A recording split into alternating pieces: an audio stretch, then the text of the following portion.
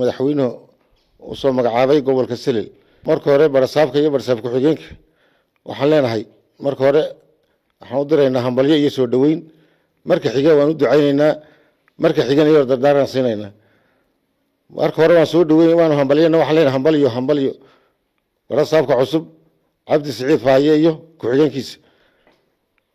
waxaan leenahay marka labaad u ducaynaynaa waxaan leenahay marka xiga waan soo dhaweynaa waxaan leenahay soo dhawow waxaan ku soo dhaweynaa waji faraxsan qalbi furan iyo gamco furan soo dhawow inta marka xiga waxaan leenahay barasaab oo ku dardaarmayaa anigoo horta barasaabku waa madaxweynaha gobolkuna wuxuu ka tirsan yahay degmooyin kala fogfog gaar ahaan odayaasha iyo caaqiladu waxay la shaqeeyaan xafiiska barasaabka gudoomiye barasaab marka hore waan soo dhaweynaa si fiican waana kula shaqeynaynaa waxaan ka codsanaynaa degmooyinka ay ka kooban tahay gobolka Selil inaad soo wada aragto ka warhayso way kala fog yihiin waxaana u dhaxeeya banka dheer la yiraahdo banka la Gariyaad marka inaad ka warhayso degmo walba waxay ku sugan tahay iyo say tahay inta kadib awal barasaabyada gobolka Selil annagoo albaabkii laga soo galay gobolka socod way nagu mariyeen maanta waxaan rajaynayaa barasaab inaan ka mid noqono si rasmi ah degmada gobolka Selil waxaan leenahay waxaan doonaynaa inaan kula shaqeyno annaguna degmada wixii adiga xil ka saaran xaq u leedahay inaad qabato oo ka warhayso annaguna wixii xaq la nagu leeyahay in ka shaqeyno waayo waa gudoomiyaha amniga weeyaan barasaabka gobolka caaqilada iyo odayaashuna oo kuwa la shaqeeya xafiiskiisa ka tirsan marka barasaab waan ku soo dhaweynaynaa waan ku habalyeynaa si kaliya lama ku soo dhaweynaynaa haddaan nahay beelweynta Jibriil Hoose gobolka Selil degan gaarana degmada Boonna waa degmada ugu ballaaran degmooyinka waa degmada ay ku taalo jaamacadda gobolka Selil waa degmada dugsigeeda secondary-ga ay ku jiraan 500 iyo googo dhalinyaro waa degmada labada dugsi ee hoose dhexna ilaa 1200 ku jira dhalinyaro badan weeyaan bulshaduna waxa weeyaan lafdhabarkeedu waa dhalinyarada marka barasaab waxaan ka codsaynaa inaad ka warhayso ninkuna xilka uu hayaa xilku ciyaar ma horta Allah ku asuro Allah ku fudeeyo xilku ciyaar ma ahino nin badan buu qaataa ninkii cadaalad u noqda ee cadaalad ku shaqeeya ummadda si cadaalad ugu khidmeeya ajar iyo xasanaad buu ka helaa ninkii ee xasha iyo dhan iyo sor badan ku dhaxeeyana dambiyo wuxuu kala kulmaa dhibaato waxaan ku rajaynayaa Ilaahay inuu ka dhigo kii cadaalad u shaqeynayay kii ummadda u sinaaday khidmadda ummadda u khidmeynayo mas'uuliyad ka qaadana kii Ilaahay dambi dhaaf uga dhiga kaga rajaynaynaa barasaabka iyo barasaabka xigeenka cusub ee gobolka Selil anigoo kuna hadlaya afka aqlabiyada aan ka dhashay ee maamuusta leh ee Jibriil Hoose taasoo aan ku soo dhaweynayo barasaabka iyo barasaabka xigeenka cusub inaan isbaranana jecel wax khayr lana anagu ku soo dhaweynina taas oo anagoo ka tirsan gobolka Selil degmada Boon waxa weey barasaabka waxaan la xilka Allah ku asturo marka horeysa xilku waa culus yahay waa dhibaato badan yahay waxa weey culus badanna waa ku fuuli doona inaad u samirtana waa loo baahan yahay waxa kale oo ku leeyahay madaxdii la soo doortay ee cusbay maadaama tahay waxaan ku leeyahay barasaab dalkaaga iyo dadkaaga inaad dhigta u raariciso dhigaysato waxa wixii saxan aad qaadato wixii qalad inaad diido dee maamul baa tahay waxaan ku leeyahay degmooyinkaaga mid walba inaad la socoto nidaamkayga shaqadeeda waxay ku dulman tahay waxay dalka ka rabto inaad hoos u eegto hadalkaygaasina ku noqdo hadal culus oo muhiim ah anagoo beesha Jibriil Hoose hambalyo u diraya iyo soo dhaweyn fiican aan u dirayaa gudoomiyaha ama barasaabka iyo barasaab ku-xigeenkiisa Cabdi Siciid Faahiye iyo ku-xigeenkiisa anagoo beesha Jibriil Hoose ee degta gobolka Selil gaar ahaan degmada Boon waxaan si fiican u soo dhaweynaynaa barasaabka oo ahayd inaan ka qayb galo maanta على مساركيسا ama xil wareejintiisa kii horena waan sii dhaweynaynaa kaymikana waan soo dhaweynaynaa maadaama uu yahay nin gobolka u dhashay waxna ka garanay waxaan leenahay ku soo dhawow gobolkaagii iyo dadkaagii ku soo dhawow aad iyo aad baan kuugu soo dhaweynaynaa kuuna hambalyeynayna annagoo ah beesha Jibriil Yoonis ee degmada Boon barasaabka muxuu Cabdi Saciid Faahiye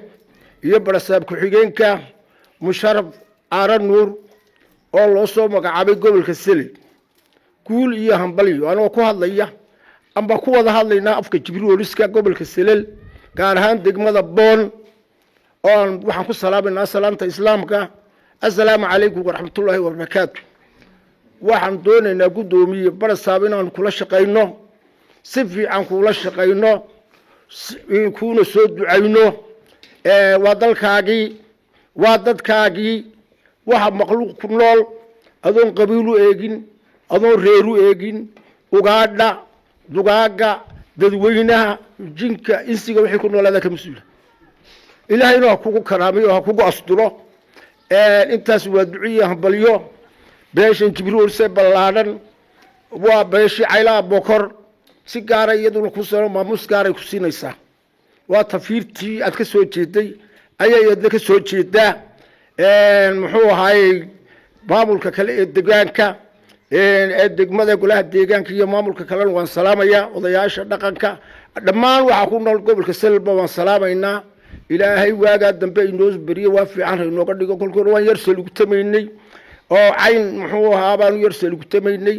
maanta waxaan u arkaa inuu rageedii soo galay ciidii waxaan leenahay dhammaantiinba guul iyo hambalyo iyo wada shaqayn degmadu waxa weeye sida lagu sheego waa albaabkii waa indhihii gobolka wax xagga barxabsharada xagga waxbarashada xagga jaamacadda xagga dhalinyarada xagga bulshada lama leeko way ka badan tahay sida meel walba sida ugu badan tunba saamigeedana loo siiya waxaan leeyahay waxaan kaga soo baxaya inta ambalyeynayna oo soo dhaweynaynaa annagoo ah beelweynta Jibriil Yoonis ee degta gobolka Selel barasaabka iyo barasaab ku-xigeenka loo soo magacaabay gobolka Selel